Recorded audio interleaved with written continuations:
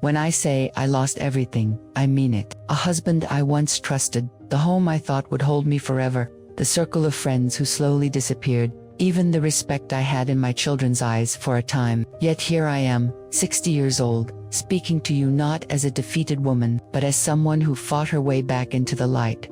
I was born in 1965 in a working-class neighborhood in California, the kind of place where jacaranda trees dropped purple petals on cracked sidewalks, and people knew each other's secrets before they knew their own. My father drove a school bus, coming home with the smell of gasoline clinging to his jacket. My mother scrubbed floors and washed laundry for wealthier families. We never went hungry, but we never stopped worrying about tomorrow either. Childhood taught me quickly that survival wasn't about abundance. It was about stretching what little you had until it resembled enough dot in that house, hidden between stacks of laundry and jars of penny nails. I discovered an old sewing machine that belonged to my grandmother. The clatter of the needle was music to me. I pieced together scraps of fabric, crooked stitches forming patterns that no one else would bother to see. It wasn't skill back then, just play, but something inside me knew that hands could create beauty out of what the world called waste. At 19 I met David. He was charming, the sort of man who laughed loudly at his own jokes, who promised things with a conviction that made you believe them even when you shouldn't have. He told me, "I'll give you a life better than your parents ever dreamed of." I wanted so badly to believe there was more waiting for me than hand-me-down clothes and late rent notices. We married quickly, maybe too quickly, but at the time it felt like leaping towards certainty. The early years were a mixture of love and debt. We rented a small apartment, painted the walls ourselves, and pretended that spaghetti dinners by candlelight were romance instead of necessity. When our first child was born, I thought I had finally stepped into the story I was meant to live. 2 children followed, laughter filled the corners of our modest home, and for a while I believed in happy endings.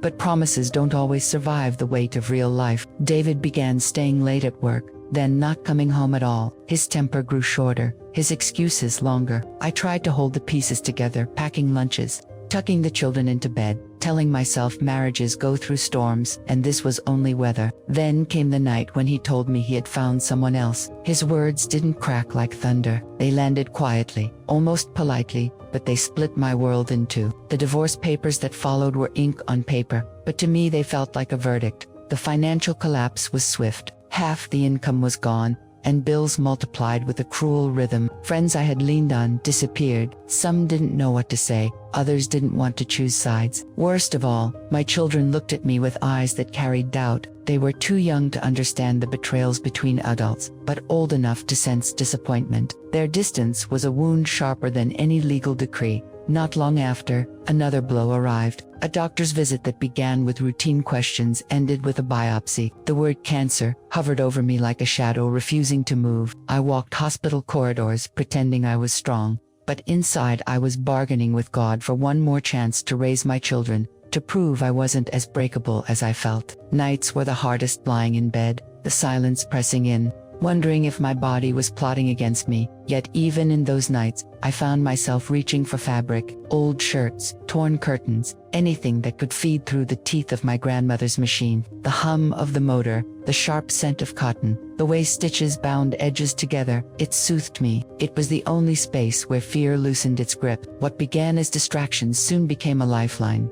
One afternoon, after a follow-up at the hospital, I brought home a cushion cover I had stitched out of scraps. A neighbor stopped by, saw it on the chair, and asked if I could make one for her. She insisted on paying. I laughed at the idea, but she pressed a few dollars into my palm, and something shifted inside me. For the first time in years, I felt useful beyond survival. That moment planted a seed. I didn't call it a business, not yet. It was just thread and cloth. Patterns cut on my kitchen table while bills glared at me from the counter. But I realized I still had something left: my hands, my eye for detail, my stubbornness. If the world had taken everything else, maybe I could rebuild from here, stitch by stitch. When I think back to those years, I see myself at a kitchen table scattered with fabric scraps and bills, scissors balanced on top of envelopes, thread spools lined up beside overdue notices. It was a strange kind of battlefield, where every stitch felt like defiance against collapse. I didn't know what I was doing exactly,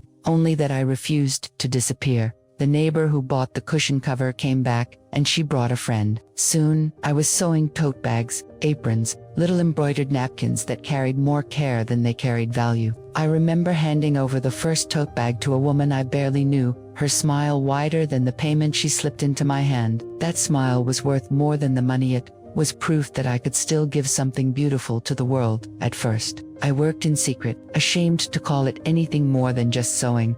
My pride still clung to the idea that a real job came with pay stubs and tax forms, not cash tucked into a neighbor's envelope. But shame slowly lost its grip. As orders grew, I realized I was building something of my own, however fragile. The children were wary. They still carried the confusion of the divorce, the tug-of-war of loyalty that pulled them toward their father. They visited him on weekends and returned with new sneakers and shiny gadgets I couldn't afford. I hated the comparison, though I tried to hide it. What I offered them instead were evenings filled with the hum of the sewing machine, the smell of tomato soup simmering on the stove, and the quiet persistence of a mother who refused to quit.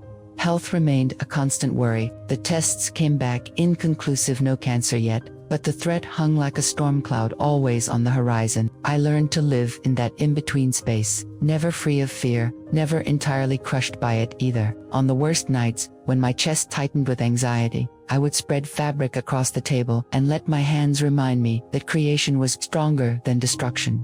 Word spread beyond the neighborhood. Someone mentioned a local craft fair, and against every fearful instinct, I rented a booth. I remember the night before, packing my tablecloth, handmade signs, and boxes of products I wasn't sure anyone would buy. My stomach churned with doubt, but the next day, as people stopped to touch the fabrics and run fingers over the stitching, I felt a surge of pride I hadn't felt in years. By the end of the weekend, I had sold more than I expected. The money was modest, but what mattered most was that strangers wanted what I had made.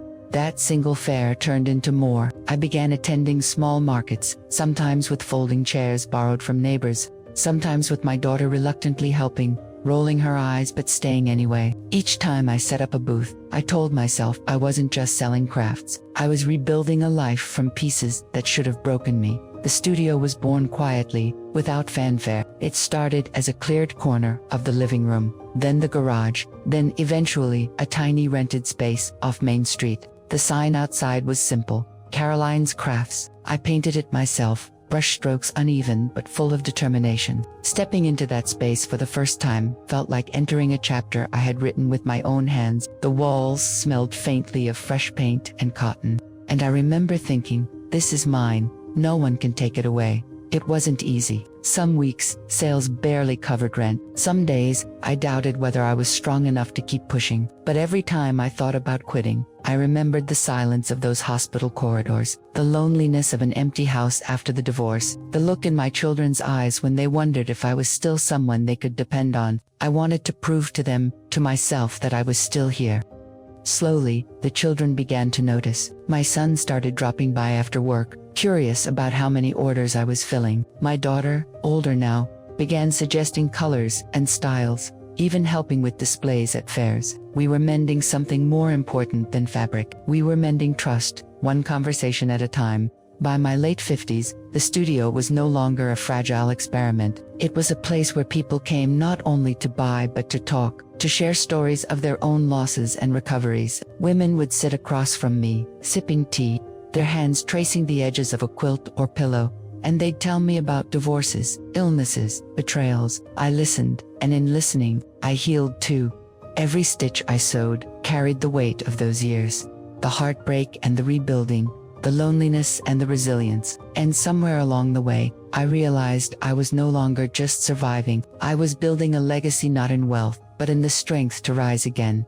Now I am 60 years old, and when I sit in the quiet of my small house in California, I sometimes marvel at the long road that brought me here. I never imagined this version of myself would exist.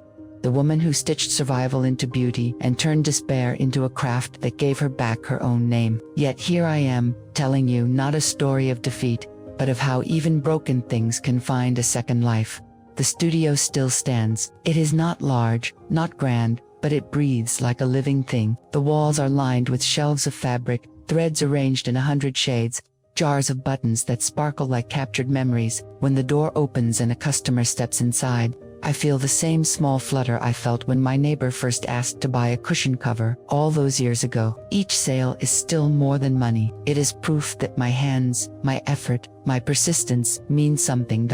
My children are no longer children. They are adults with homes, families, and responsibilities of their own. For years I feared I had lost them forever to distance and misunderstanding. But time, like a patient teacher, showed them who I truly was. They watched as I refused to crumble. They saw the studio grow, saw the way I built a future from nothing but willpower and fabric scraps. Slowly, they began to lean on me, again not out of obligation, but out of respect. My son visits often now, bringing his kids who run through the shop giggling, their small fingers brushing over threads like it is treasure. My daughter helps me with orders online, teaching me what she knows about reaching customers in places I've never seen. There was a time when I begged for their closeness. Now it comes naturally, like sunlight returning after a long winter. Health remains fragile. I do not pretend otherwise. There are days when my body feels heavier than it should, when doctor visits stir old fears, but I have learned not to let shadows control the way I live. Fear once dictated my nights, whispering about endings. Now I answer it with work, with love, with the simple act of opening my door each morning. If the world insists on measuring me in years left, I choose instead to measure myself in the strength I show today.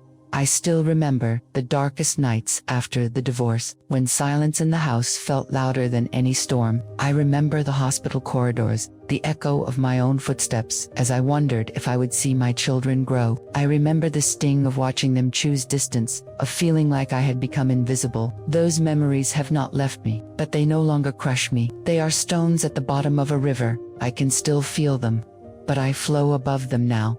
Friends sometimes ask me what success looks like to me. They expect me to say, the studio, the modest income, the independence I carved out for myself. And while those things matter, they are not the answer. Success, for me, is waking each morning and knowing that no betrayal, no illness, no loss was strong enough to erase me. Success is my grandchildren climbing into my lap and asking me to tell them stories about when their mother and uncle were young. Success is my daughter telling me she is proud. Success is my son asking for my advice. Success is not in numbers or titles. It is in the fact that I endured, and in enduring, I became whole. Sometimes, late at night, I sit on the porch with a cup of tea, listening to the hum of the neighborhood. The jacaranda trees still bloom, dropping their purple petals on the sidewalks, and I am reminded of the girl I once was, playing with scraps of fabric in a house where money was short but hope was long. She did not know the storms that would come. She could not imagine the betrayals, the illnesses, the nights of loneliness, but she also could not imagine the strength, the resilience, the quiet joy of being able to say, after everything,